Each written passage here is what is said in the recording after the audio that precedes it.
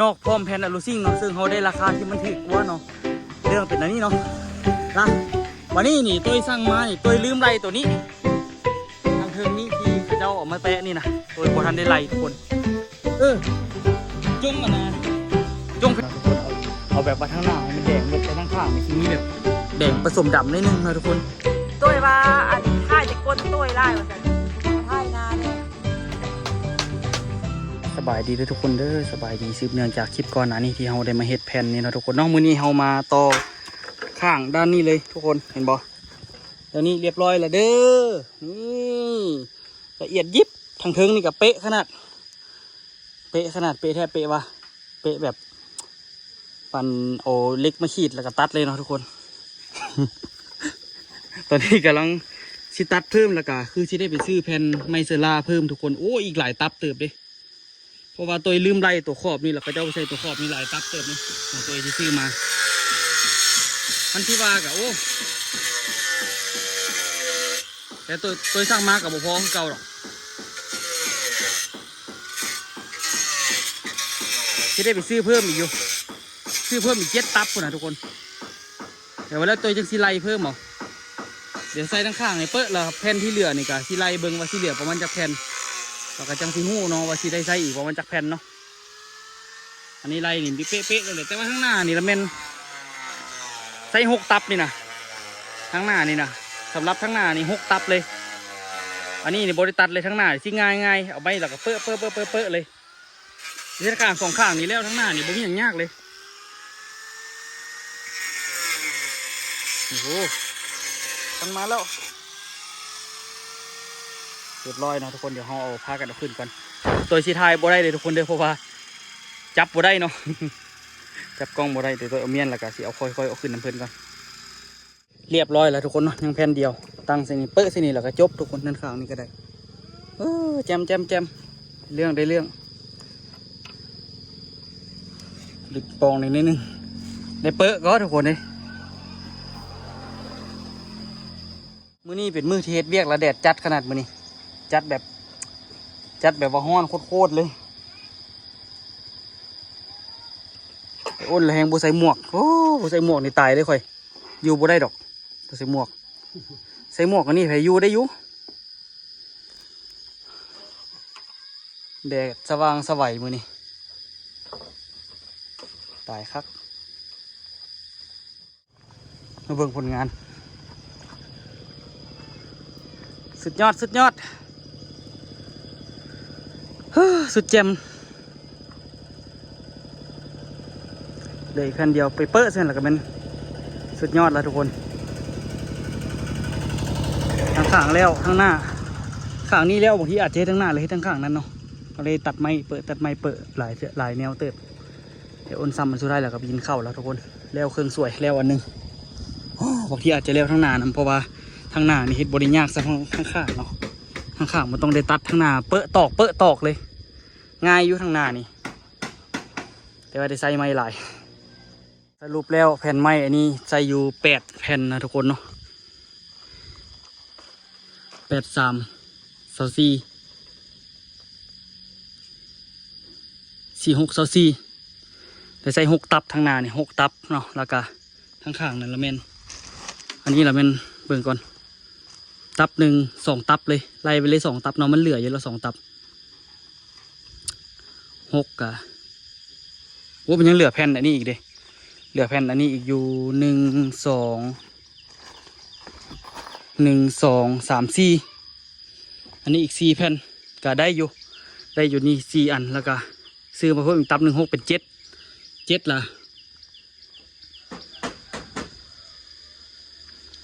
7 ตับพอบ่วะเดี๋ยวใส่อันนี้อีก2 แผ่นไป2 แผ่นครึ่งอันนี้ก็ใส่ได้3 แผ่น6 ตับ7 ตับมันต้องประมาณ7 ตับครึ่ง7 ตับก็อีก2 แผ่นอาจจะได้อยู่ไปตัวไล่เบิ่งดีๆก่อนตัดไหมวะโอเคเดี๋ยวตัดไม้ก่อนเดี๋ยวซิมาเล่าให้ฟังนะทุกคน กินข้าวแล้วเมื่อกี้ไปเบิ่งแผ่นไม้เซล่าอยู่ในบ้านนี่มาเมื่อกี้นี้เดี๋ยวตัดไม้ก่อนเดี๋ยวจะมาเล่าให้ฟังมันเป็นเรื่องที่บอดังแต่ยังให้ฟังกับทุกคนมาใส่ก่อนเนาะทุกคนใส่ไม้ก่อน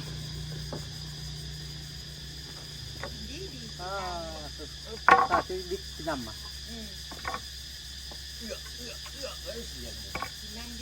อ๋อนี่คือบูมีขีดป่ะ ผมแม่นที่บ่ได้แท้เสื้อหั่นน่ะ มันมีตัวเดียวก็คิด บ่ได้เสื้อ มีขีดแล้ว ตัวนี้นะตัวจับเมื่อกี้เนี่ยตัวแท้อ่ะ ก็นี่เลยขีดป่ะ ตัวนั้นก็มีให้คิดมันก็ได้ตัวข้างล่างที่ต้อง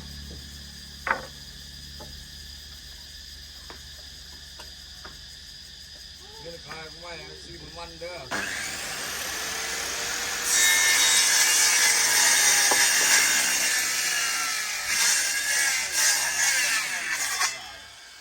อย่างเดียวห้องเป็นเขาเหรอ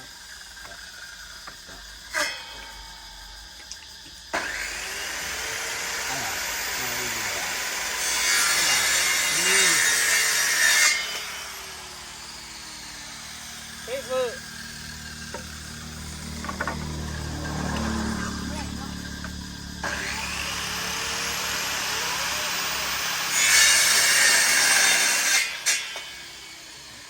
ไป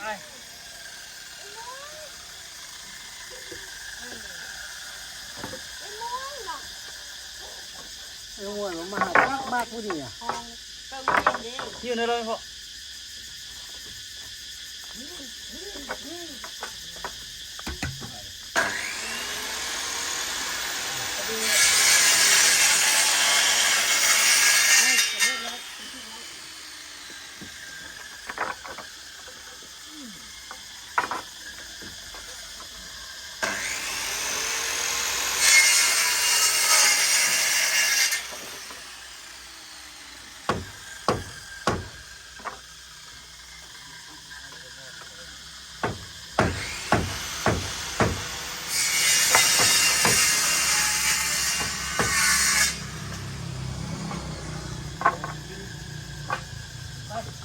ทางกองเพื่อนไปยืนกองเนาะไป ตัวไปตัว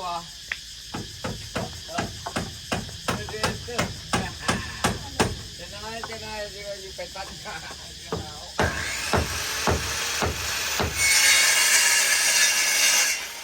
เอา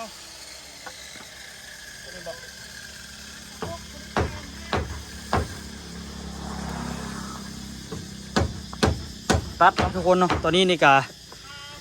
ที่มาเล่าให้ฟังฮะบิงใด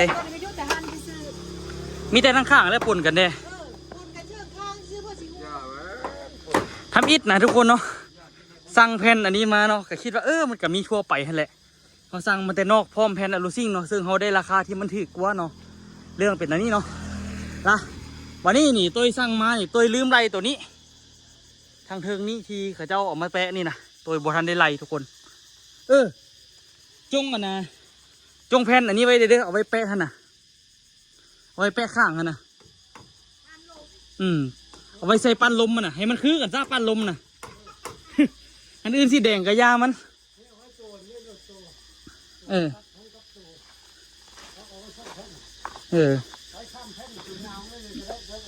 3 แผ่นเดี๋ยวเขาเจ้ามาส่งล่ะเรื่องในเรื่องทุกคนเนาะแผ่นแบบนี้นะสีนี่นะสีแบบนี้เลยเมื่อล่องซานโดยไปหามาบ่มีเลยทุกคนเนาะเขาเจ้านิยมแต่สีแดงแดงสีแดงแดงแจ๊ดๆคือตัวข้อรถปะนาพ่อจอยเห็นบ่สีนี้แหละนี่คือแบบนี้เลยนี่คือแบบนี้เลยนี่ซึ่งเขาเจ้าสิได้ราคาอยู่ที่แผ่นหนึ่ง90,000 กีบเนาะแต่ตัวสั่งยูนอกได้อยู่แผ่นหนึ่ง83,000 กีบเนาะแผ่นอันนี้นี่มันตกแผ่นละนะทุกคนเนาะตัวใจเป็นเงินบาทแล้วบัดนี้นี่ไปซอกสั่งบ่มีจากบอลทุกคนตัวว่าเสียสละออกไปเอาบัดนี้อ่ะไปเอาก็ไปเอาสนอกอยากให้มันคือกันขี่รถว่าสิออกไปเอาอยู่หน้าทางพอดีว่าสิไปเอาเขาเจ้าอยู่หน้าทางเขาเจ้าพัดบ้าโอ้ยสีนี่มันบ่มีก็มันมีแต่ อีกสาขาหนึ่งอยู่บ้านไฮปักงืมพุ่นก้อเผิดว่าอีกบัดนี้เอามีแต่ว่าได้ท่าเที่ยวเนาะอีกประมาณ3 มื้อจังสิมาฮอดห้านตัวจึงสิไปเอาได้โอเคจบตัวที่สั่งอีกประมาณ32 แผ่นทุกคนสั่งอีก32 แผ่นเนาะอันนี้นี่919โอ้ยก็31โอ้อีก2 ล้านปลายเนาะอีก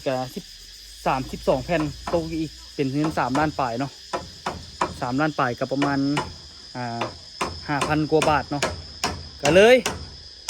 พอเอาปฏิเสธเขาเจ้าละปฏิเสธเขาเจ้าเราว่าอันนั้นมันบ่มีทุกคนเนาะบ่แม่นบ่มีมันเฮาแบบว่าบ่เอาละมันได้ถ่ายหลายมือโพดแล้วตัวกะมืออื่นนัดกับพอต้นตาลไว้แล้วว่าพอต้นตาลสิมาช่วยเฮ็ดใส่หลังคานี่สิมุงให้มันแล้วเนาะทุกคนบอกกันไว้ละเนาะก็เลยว่ายามันโจะ โจะเลยเขาก็เลยว่าพากันมาตีนี่แล้วตัวที่เอาสีแดงนี่มาป่นกับสีดำเลย เป็นเฮือนลิเกเลยกับยามันทุกคนมีหลายสีสัน ก็เลยว่าเอ้ายามันแต่ว่าปลาล้มนี่ขอให้เป็นสีเดียวกันซะมันเหลืออยู่ดีเนาะ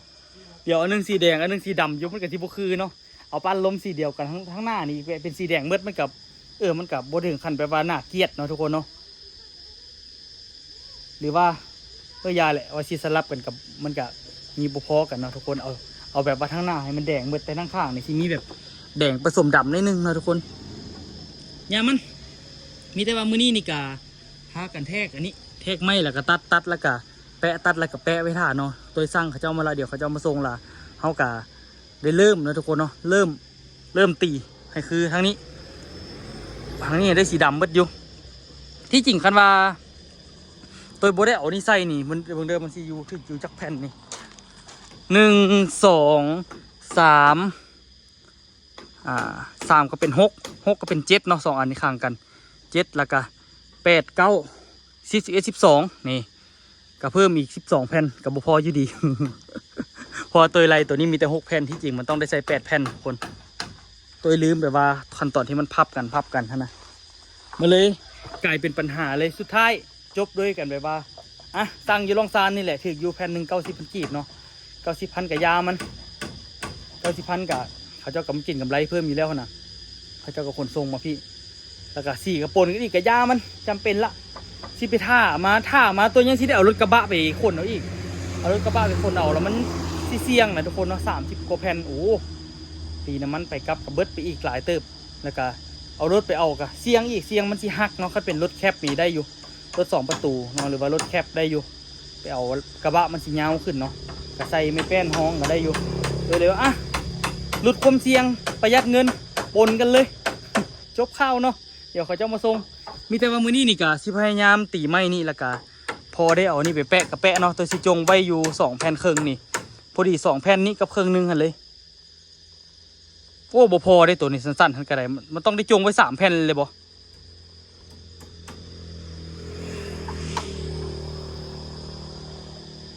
ไอ้อ้น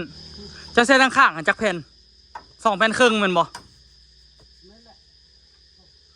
ครึ่งกับบ่ครึ่งที่บ่ปันลมทั้งข้างขนาดตัวนั้นเขา2 เมตรบ่หันกันว่า2 เมตรเอาตัวนั้นไว้เรื่อยกันเอาไว้2 แผ่นตัวใดนี่ตัวซับอยู่นี่เบิ่งแทกไหมครับ2 เมตรเราเขาจงแต่เอาแผ่นดีๆนี่ไป2 แผ่นแล้วก็ยาเนาะ3 ว่ะไม่ได้เบิ่งแทกตัวนั้นมันเพราะว่ามัน10 เมตรท่านสมมุติถ้าเอาตัวนั้นเดแล้วก็เอาพวกที่แบบว่ามันคาเหลืออยู่พวกนี้เนี่ยเปิ้กันทางไทยเอาไว้2 แผ่นกับตัวนี้กับตัวนี้เขาเอาพวกตัวเดี๋ยวเขาเอาพวกนี้มาเปิ้ใส่แล้วก็แล้วจบละเอาไปใส่ถึงกับใส่ได้อีก2 แผ่นโอเคสร้างมัน ที่จริงแผ่นอันนี้นี่เอาไปไว้ทั้งหลังก็เลยก็ดีแต่แผ่นดำนี่มันจึงโมเป็นแกะดำอยู่ทั้งหน้านี่ ยามันทุกคนเนาะผสมประสานกันไปเล่งมืออันนี้ก็ได้เจอปัญหาเจอต่อทุกคนเลยต่อนั้นเราต้องได้มาแปลงไม้ทุกคนต่อมาเสาให้เรามันสวดออกมานี่เราจะเปะมันกับโบได้นะทุกคนเนาะกระตัดซ้ำที่มันได้ก็ได้ตัวมันกับโบได้กรีดเล็กปะใดกรีดว่ะคอยเบิ้งอยู่มุ้งลุงนี่มุ้งลุมมันพูดถึงเล็กก่อ ปะนะพุ่นอ่ะ เพียงนี้ก็ตีนี่แปะขึ้นมาดีเลย อ่ะโก้ย แนวเอฟไม้ตอนนั้นเอาไม้มีเงินมาจ่ายอยู่ดิ อืมทางนั้นพอดีเนาะยุ่งไปอีกเจ้าแทกกันบนนั้นไม่ขอสิตัดเป็นท่อนไว้ให้นี่ตัวนี้เนี่ยมันซ้ำกันเบิดดิ โอ้มันได้เอามาแปะซื้อคีด แปะสขีดดีกว่า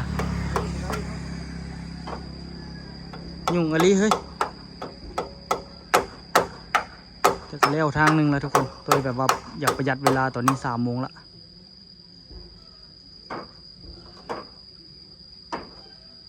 งัดออกมาท่าเดี๋ยวข่อยแสลงเฮ็ดให้งัดบ่ได้ได้ปะ ได้อยู่เล็กเลยแอกเล็กตัวนี้เห็นเหมือนที่ตัวเลย อ้าวโอเคอยู่ซะนะเดี๋ยวจึงบ่เป็นการเสียเวลานะเราสิมาตอกไม้นี่ไว้เลย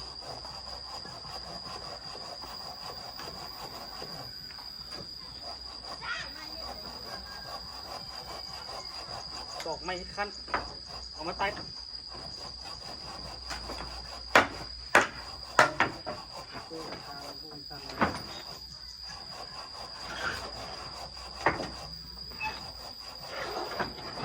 เล็กหลายงัดก่อนนะนี่คือมึงงัดซีกัน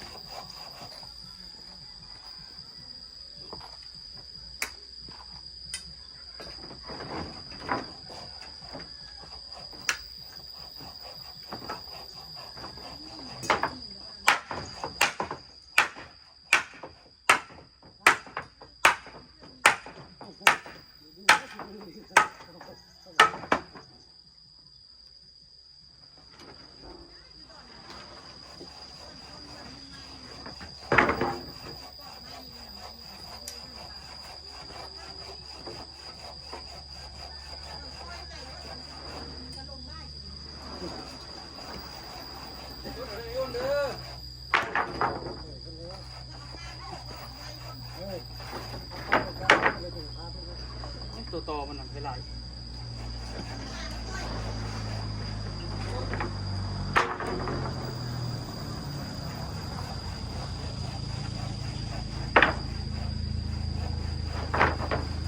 รียกหัวต่อมันนะ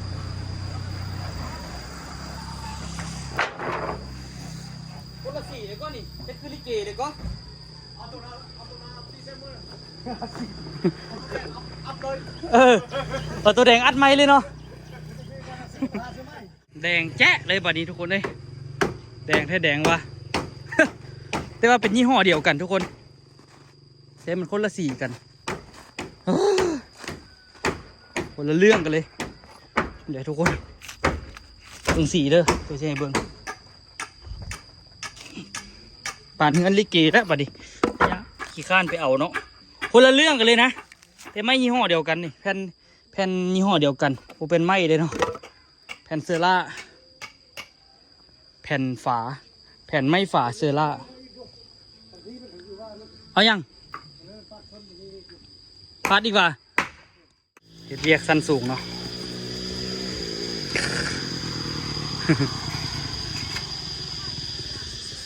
สีแล้วละเด้อสีแล้วละใกล้เต็มทีละทุกคนเดี๋ยวตัดก่อนตัดกับผู้ใส่เราปะนี่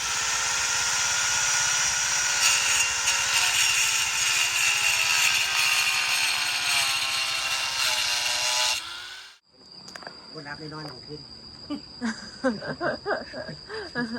งอมเลยแต่ละมือแต่ละคืน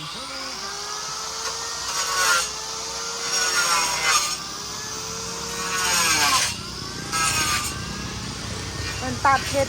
โอ้โน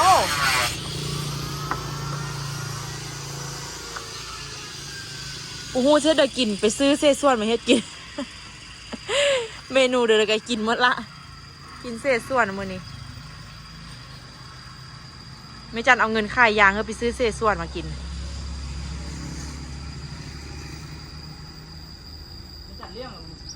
ไม่จันได้4 ล้านปลาย กำลัง เริ่ม อ๋อ เริ่มออกลูกเขาก็ได้ แม่นแล้ววะหานตัวย่อยมีไล่ซี่เนาะ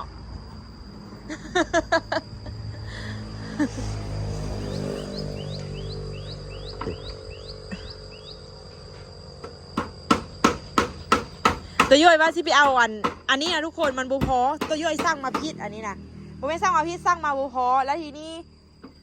ว่าน้ำอู้ว่าจะเอารถออกไปเอาอยู่นอกว่าสี่บุคือกันอู้แล้วว่าโอ้ยย่าบุคือกันกับย่าปนกันไปโลด เอาทีนี้แผ่นในข้ออีกเด้ ได้หรอ เดี๋ยวแผ่นในข้ออีกเด้ เดี๋ยวว่าแผ่นตัวนี้เขาจะได้แปลงน้อยหนึ่งเขาจะได้ตัดนี่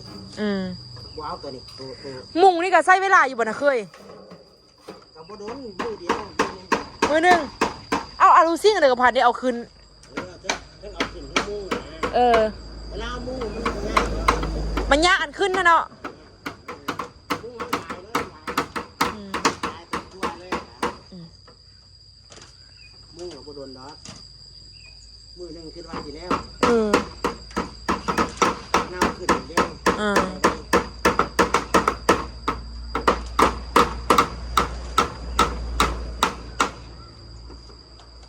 งับมาเดี๋ยวเลี้ยวเลยได้อู่อื่น เอาแล้วนะ อู่ไปยุ่งมันเลยโค้งนี่โอ้ยเอ๊ะเอาหน่อยเลย แล้วฮานเนาะบ้านเฮาแล้วบ่มีฮานปิ้นหมูเนาะสั่งแบบปิ้นหมูมากินเลยนะ ตามอีกต่อเนาะตาม มีอีกวะ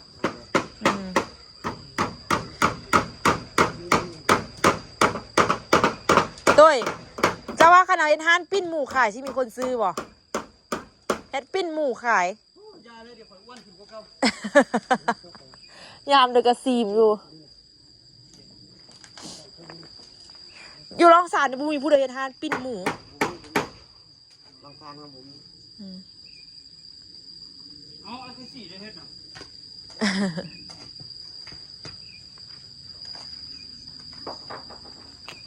อันนี้ต้องเอาดินเข้าอีกนะเคยเนาะมันเจ็บๆเสียเนาะ ดินเขาบาดให้เทพื้นเขาดินเขา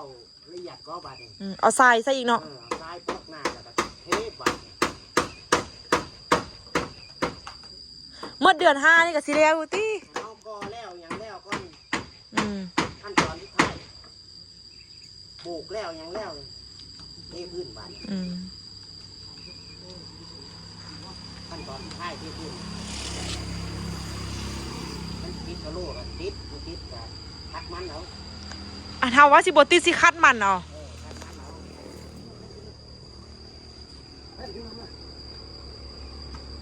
แค่ไรเอาสีดำดีวะ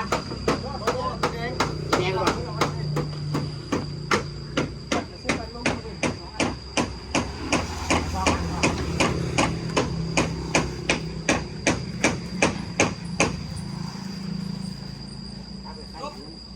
ไปแล้ว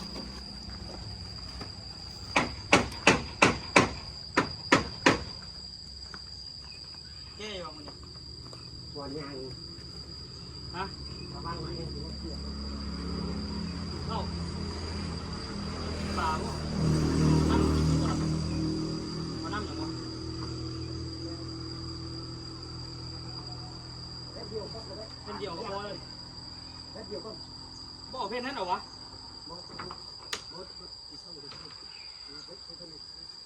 เป็นสองแผ่นเหลือที่ เลือกสิเอาคางไปเทิงนั้น เหลือก็ เรือกระสอดไปเทิงกูหรอวะโอ้ตัวชุดตัวนี้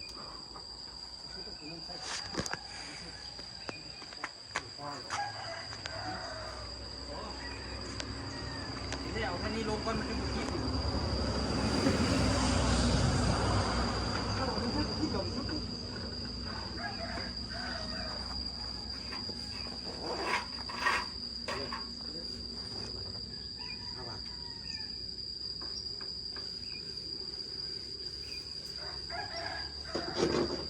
เฮ็ดแขนงักของสิ น้ำกินปลาว่ามันอยู่ห้อง เฮ็ดแขนงักของสิจับไปกว้างเฮ็ดแขนของกว้างนะเราจะจับไปกว้างจังหวะ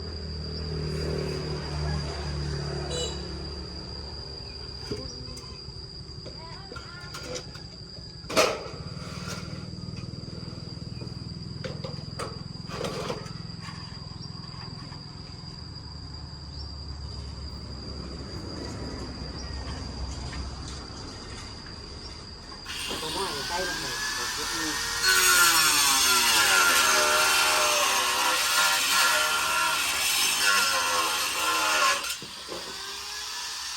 ลงก่อน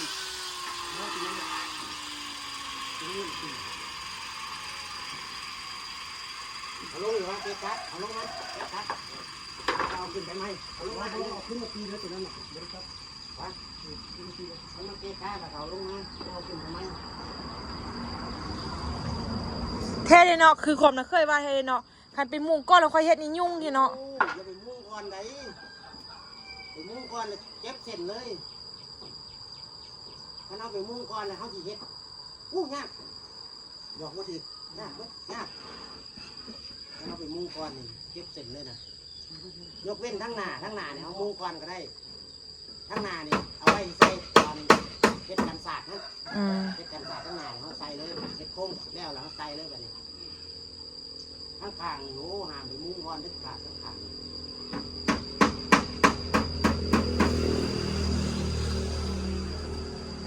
เราไปมุ่งก่อนมันเต็มที่เท่าไหร่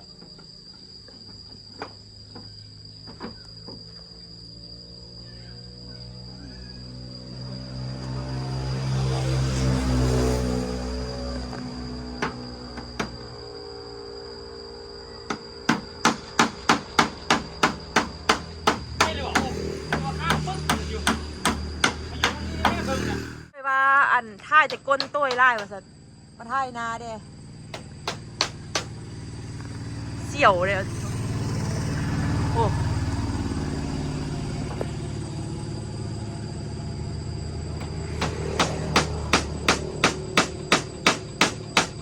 ผู้หลายสีดีนะตัวเนาะ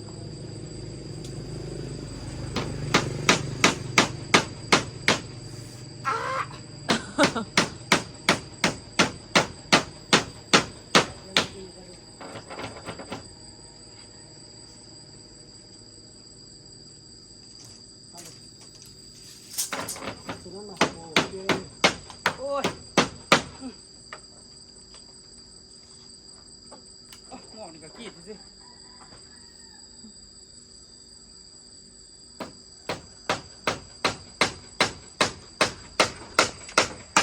ฮ่าเป็นอย่างวะ2 มื้อ 2 เดือนละ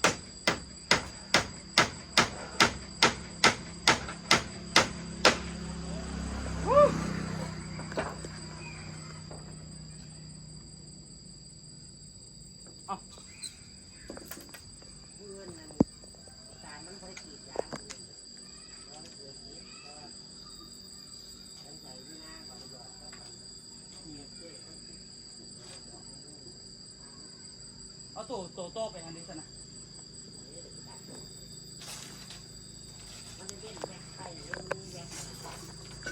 มันตัดบ่ได้เนาะ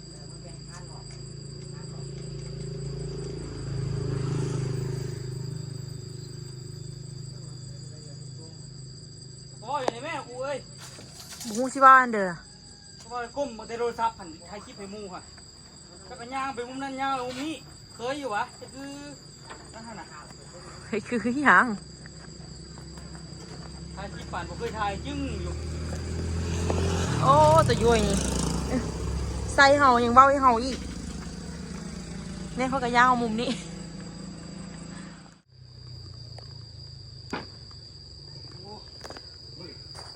พอดีซ้ำนี่ก็แล้วละแล้วเขาเอื้อนเด็กก็สาวน้อยป้านลมเหรอถ้าเขาเอื้อนเด็กหุมุงอันนี้นะ2 ข้าง 4 ข้าง 4 ข้าง 4 หน้าใช่ไหม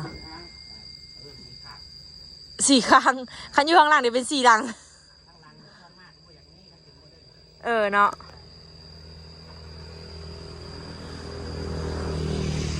ไม่อยากกินเจ้ากูเลย 4 ส่วน โอ้แล้วคุณอ่ะ โอ้ เอ็ดอันนะแกงน่องมันส่วย เด็กน้อยกันอู้ยอ้นเราหิวข้าวไป เอาน่องมันส่วยพักมาเลย นี่ไอโอนคันมักคันหมอน้อย กินกันแล้วกินส่วนดีกว่า แต่ ตัวย่อยไซเวียกูยังพอได้ไป เปียห่วยเด้อ เปียมาต้อยโอ้บังหย่อนไม่ต้อยเดี๋ยวเคยเห็นบ่ต้อยบังไม่ต้อยบินตั้มมือนี่ยนเล็กไก่หัวจะไปเยอะยนคุณน่ะเทิงคุณน่ะเลี้ยวไปเทิงบุญเลี้ยวขวาเห็นปะโอ้คือลูกศรไฟได้จิ้วไปเถอะหน่อยตัวว่าเปียแล้วว่าห่วยน่ะเปียเงินเอามาใส่ลินเอามาใส่ลินบ่มีเวีย ไล่มือไล่คนเปียได้มือน่ะ หลักคนว่าเขาเห็นดอกเบี้ยต่ำบาทเดียวนี่ผมเกี่ยว ฮานาบอกเห็นเขาเห็นมือเป็นคนเปียใส่มือน่ะเบิ้ง เพิ่งเปิดที่งัดซูเขาเบิ่ง งัดเลยดอกไม้หัวต่อ เสื้อจากร้านหนึงในตัวบุญบุรสู้ได้ด้วยล่ะเสื้อคอยโลด ตีได้ยังวะต้อย เสื้อ500,000มือให้สู้ ตีได้ยังวะ ได้ มันตีก็ได้ได้ใส่ดู มันก่อนตัดใกล้พอดีตัดใกล้พอธรรมดาต้องงับไปอีกประมาณคู่มือนึงนี่แหละ ไม่มาอีหยังที่ก็เป็นไม้ ที่มันเอียง ปะตากับอีโพ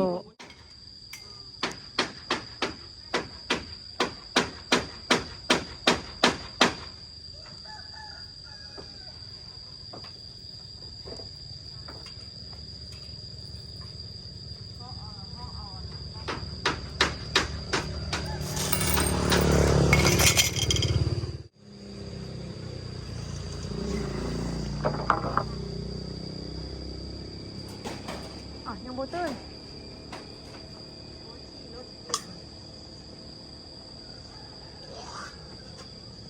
จบ